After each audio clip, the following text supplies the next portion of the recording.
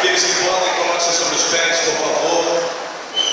A Deus seja a honra, a Deus seja a glória, a Deus seja o louvor para sempre. Sou grato ao Senhor por mais uma oportunidade de estar nesse lugar, mais uma oportunidade de estar nessa casa.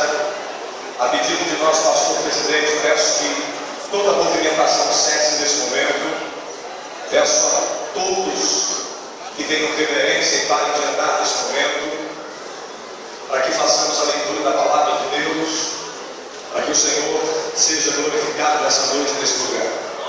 Até agora nós nos dirigimos a Ele, e Deus não desestabilizou nada. Então, nesse momento em que Ele se dirigirá a nós, é importante que a gente não tire a estabilização que há nesse ambiente. Então, cesse de andar, por favor. Glória a Deus, fique no seu lugar, com a liberdade, já que eu senti que o pastor presidente me deu. Os obreiros que estiverem lá fora, me ajudem.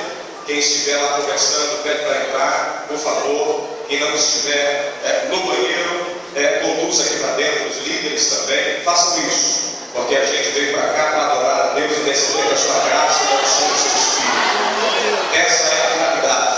Nenhuma outra, ok? Glorificará o nome do Senhor Jesus. Sou grato a Deus pela vida do evangelista André. Obrigado também pela vida do presbítero Jefferson e sua esposa Michele. Obrigado, pastor Magno, pelo carinho de nos receber. Eu estive aqui quando tinha 16 anos, depois 17, 18, 19. E aí cansaram um pouquinho de mim, mas graças a Deus estamos de volta, né? Hoje tenho 28 anos e quero fazer menção ao pastor César. É um amigo, né? Hoje, depois de 12 anos, eu pude agradecer pelo terno que eu ganhei. Pastor César e o presbítero Odaí na época, depois que eu desci desse público com 16 anos de idade, eu vim para cá pregar com um terno impresso, né? E ele e o Odaí foram os instrumentos de Deus de comprar os meus primeiros ternos, né? Eu quero ser grato, né? Deus te abençoe. Depois de 12 anos, né? Quem é grato é grato, né? Deus te abençoe, seu amigo, que Deus continue honrando. Amém? Vamos ao texto sagrado, primeiro livro do profeta Samuel, capítulo número 16, verso número 7, e depois faremos menção do 10 ao 13, por favor. Primeiro livro do profeta Samuel, capítulo 16, glória a Deus. Não farei a leitura do vosso texto, referência do tema, mas respeitarei rigorosamente o vosso tema, tá? Primeiro Samuel 16, quem achou, diga amém. Amém.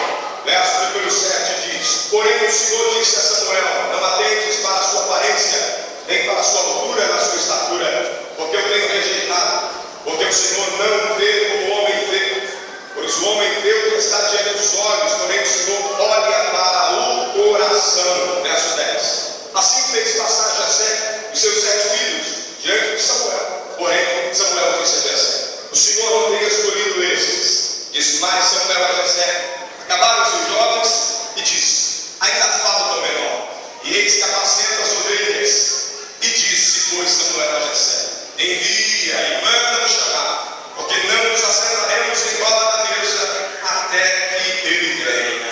Então mandou em busca dele, e o trouxe, e era ruivo e formoso de semblante, de boa presença. E disse o Senhor: levanta-te e unge, porque este mesmo é. Então Samuel tomou o vaso do azeite e ungiu no meio dos seus irmãos, e desde aquele dia em diante o Espírito do Senhor se apoderou de Davi. Então Samuel se levantou e se tornou a Ramá. Diga amém. Amém. Diga graças a Deus. Vamos assento, por favor.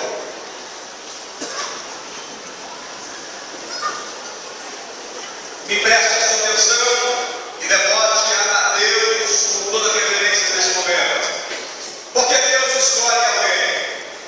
Porque Deus inclina o seu coração a se interessar por indivíduos tão limitados, tão falíveis, tão pequenos diante da expressão de sua grandeza.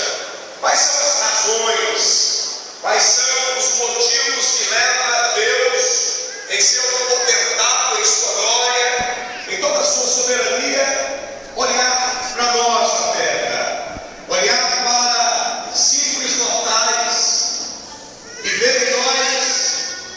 algo que o homem, com sua ótica natural, não pode enxergar. O povo de Israel estava vivendo um período de carência.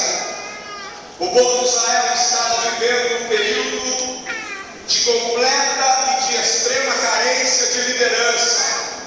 O seu rei, chamado Saul, já não estava mais dentro dos padrões, dentro daquilo que Deus queria para o rei de Israel, seu povo.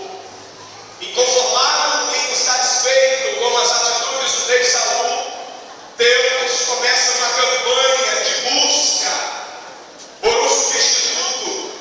E Deus vai achar esse substituto no meio de uma família. Deus vai achar o substituto de Saul dentro da esfera da juventude.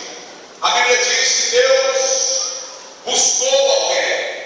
O livro dos Salmos é muito claro em dizer que Deus estava procurando alguém. Quando ele disse: achei a Davi, homem segundo o meu coração.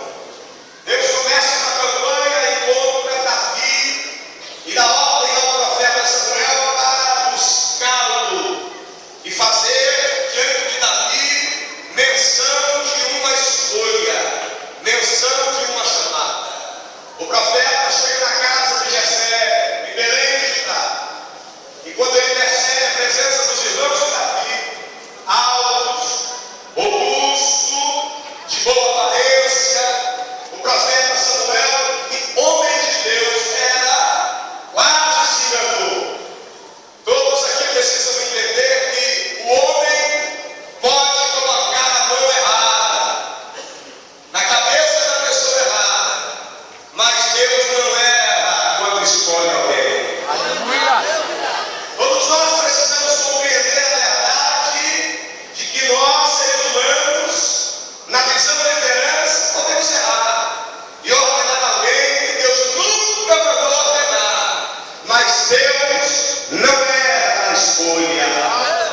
O profeta quase errou, mas graças a Deus que ele era sensível, e Deus disse: não é esse, não é esse.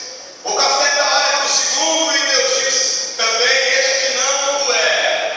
O profeta olha para o terceiro e Deus diz também: não. Ele abre o pastor, Samar também, Abinadab também. Nenhum dos irmãos de Davi de fato estava na mira de Deus. E quando o profeta percebeu que nenhum dos tais era aquele que Deus estava escolhendo, o profeta pergunta: acabaram os seus mancebos? Acabaram os seus jovens? Meus filhos se encerraram? Jessé então, que não tinha dado a Davi nem a chance de vir para a cerimônia, ele disse: falta o menor, está no campo cuidando das ovelhas. Era costume. O profeta chegou